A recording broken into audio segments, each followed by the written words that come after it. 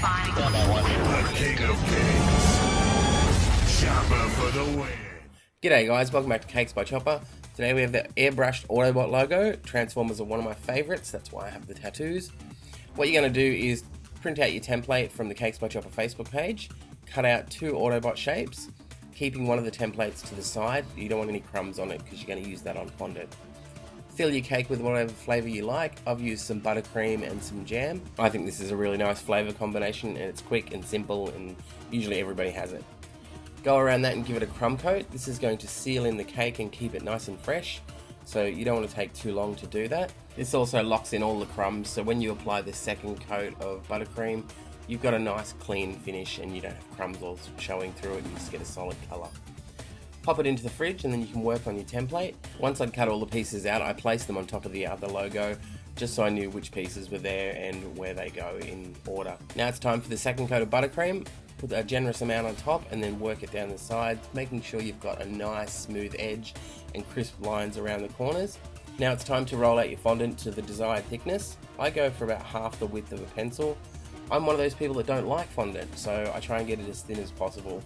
But for this emblem you want something that's sturdy. I get a lot of comments of people complaining that they don't like fondant, but in response to that, all I can say is if you don't like fondant, why are you looking up a novelty cake? Because 99% of them are made of fondant or some sort of derivative. You can use modelling chocolate, but I don't know how well the spray that I have will fit to it, so I just stick with fondant. Okay, so once you've got your template cut all out, you've got all your pieces, you want to make sure the edges are nice and straight. Place it together on the parchment paper and you can just adjust it here. You just want to make sure there's no bowed edges or anything that looks out of place. Once you've lined off all your pieces with a nice thick black line, don't forget the pieces on the inside. If you're not using an airbrush, I suggest doing these lines after you've brushed on the colour with a paintbrush, and you'd use a thick brush. But I airbrushed it to get this reflected metal reminiscent of the 80s Transformers logo.